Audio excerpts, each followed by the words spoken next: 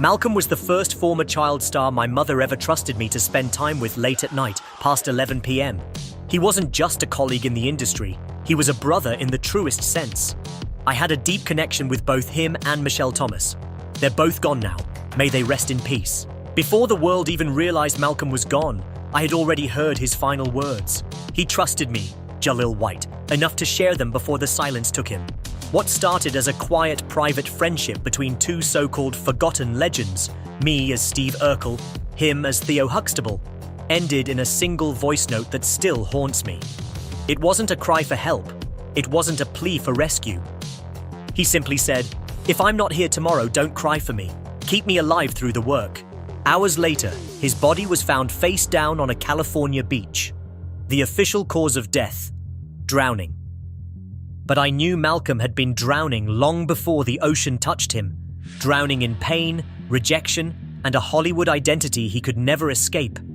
That final voice note is all I have left. I played it for the first time at a private funeral, and my hands shook so badly I could barely stand. This isn't just about Malcolm. This is about every black performer from our generation who was never allowed to grow up, forever frozen in time, smiling for cameras while dying inside. Malcolm was their voice. And now that he's gone, I carry his truth like a coffin strapped to my back. Malcolm never wanted fame. He wanted peace, but fame found him anyway. America fell in love with him as Theo Huxtable, growing up in front of millions who refused to see him as anything more than a sitcom memory. Behind the applause and magazine covers, he was suffocating. And I was the only one who truly saw it, not his co-stars, not his managers. Just me, another black child star molded into a character I could never shed. What we shared wasn't flashy, it was raw, it was quiet. It was late-night phone calls, unfiltered honesty, and a shared trauma we never dared say out loud to anyone else. I once told him, "There are wounds in this industry that don't bleed, they echo." And Malcolm echoed for years, but no one listened until the night he died. Authorities called it an accident, a tragic slip on the beach, no foul play, case closed. But I knew better. Hours before his death, he sent me that voice note. "If I'm not here tomorrow, don't cry for me, Jay. Don't give me tears, give me truth. Tell our story, not the Hollywood version, the real one." I replayed it over and over until I collapsed on my bathroom floor. When the day of his funeral came, there was no press release, no celebrity parade. I didn't invite Hollywood, I invited truth. The service was small, held under grey skies in South LA. No limos, no fake hugs from people who hadn't called him in a decade. Just me holding his urn, whispering his last words. "They never loved us, Jay. They loved who we pretended to be." The mourners couldn't look me in the eye. I wasn't grieving like a celebrity. I was shattered like a brother. Then came the moment no one expected. I pulled out a small USB drive Malcolm had mailed me a week before his death. No label, no note, except for one line: "If something happens to me, play this." And so I did. His voice filled the air, not just one message, but years of secret recordings. 10 years worth of late-night voicemails, raw confessions, and paranoia that now sounded more like prophecy. "They're watching me, Jay," he said in one. "Every time I try to speak out about what happened to us as kids, something goes wrong. Contracts disappear. Calls get cut. My therapist vanished. I'm scared. Not just for me, for you too. They don't want us healed. They want us performing." The air in that room turned to ice. When I stopped the audio, my hand shook so hard the urn nearly hit the floor. "Malcolm died telling the truth," I said. "I won't let that truth die with him." From that moment, the buried version of his life began to surface. Not the sanitized Hollywood narrative, but the ugly, silenced reality. People started coming forward. A former 90s sitcom actor who had vanished from public view emailed me anonymously. "I heard the tapes. Everything Malcolm said was real. They did the same to me." A woman who starred in family comedies on the same network told me, "We were just kids. They made us stars so they could own us." Malcolm wasn't paranoid. He was documenting. And someone didn't want that documentation public. 1 week after the funeral, my house was broken into. The only thing taken was the original USB. But I had backups, and I decided to share them. Because this wasn't just about Malcolm. It was about every child actor you've seen smiling on TV and wondered, where did they go? The truth is, they went into hiding, buried in depression, locked in therapy, silenced by studios. Some made it out.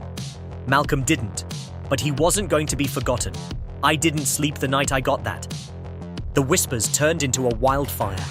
The funeral wasn't even cold before rumors started spiraling through back channels in Hollywood. Some whispered it in hallways, others in backroom lounges at award shows. Malcolm Jamal Warner's death wasn't an accident. It was a calculated removal. High-profile faces started showing up in strange ways, some under heavy security, others with dark sunglasses pulled low, ducking questions as if the very mention of his name was dangerous. Behind the scenes, tension was building, and it was about to boil over. I stayed quiet for days, not because I had nothing to say, but because I knew the investigation had shifted. The silence wasn't absence, it was strategy. But then something hit my desk that changed the entire narrative, a second hard drive. This wasn't from Malcolm's belongings. It came from a former producer who had worked with both of us on a failed 2016 reboot project. On it were files labeled Insurance Mal JW, audio recordings, documents, and one particular clip that rattled my bones. It was Malcolm's voice, low, exhausted, and suspicious. He said he was being followed. He said he didn't recognize me anymore. Then the gut punch. A security video leak from a Miami luxury hotel just 4 nights before his death. The footage, grainy but clear enough, showed me walking into a private suite with a man whose face was blurred. Malcolm was already inside. The clip cuts abruptly.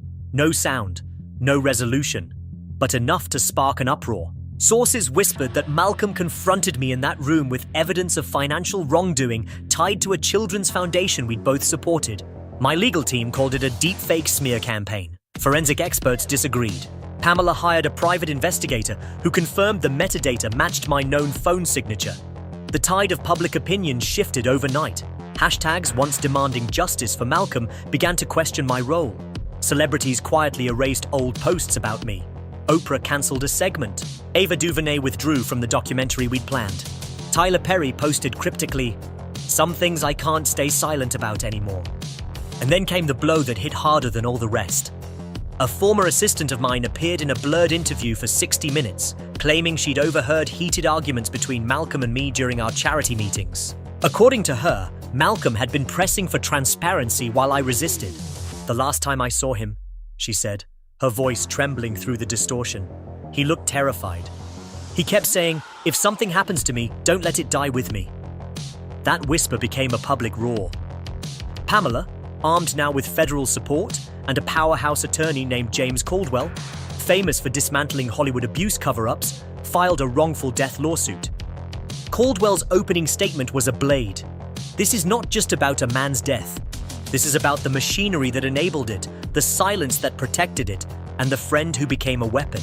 I sat in that courtroom, stone-faced, flanked by handlers, cameras flashing like lightning. Then came the moment that stripped the air from the room. From a safety deposit box, Pamela had retrieved Malcolm's original USB drive, the one I thought had been stolen for good. The judge allowed it to be played.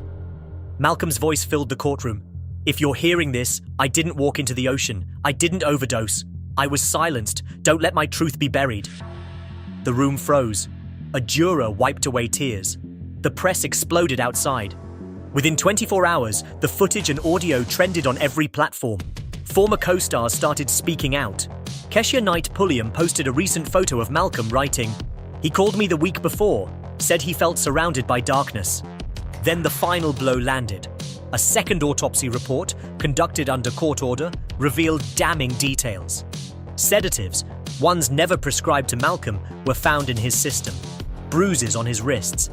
Water in only one lung, which a forensic pathologist concluded meant he had been submerged post-mortem. This wasn't drowning, it was staging. The FBI opened a criminal investigation. Pamela stood outside the courthouse, gripping her son's journal like a shield. "I want his name cleared," she said, her voice shaking. "I want his truth known. And I want the man who called himself his brother held accountable." Every wall around me began to crumble. My PR team quit. Sponsorships vanished. Brands I'd partnered with erased me from their marketing. Crowds gathered in cities for candlelight vigils, holding murals of Malcolm painted on school walls and freeway underpasses. People weren't just mourning, they were fighting. They saw his story as more than another Hollywood tragedy. It was a mirror showing just how far power will go to protect itself and how easily truth gets smothered. But this time, truth clawed its way out. Pamela's legal team kept uncovering more. Emails between studio execs discussing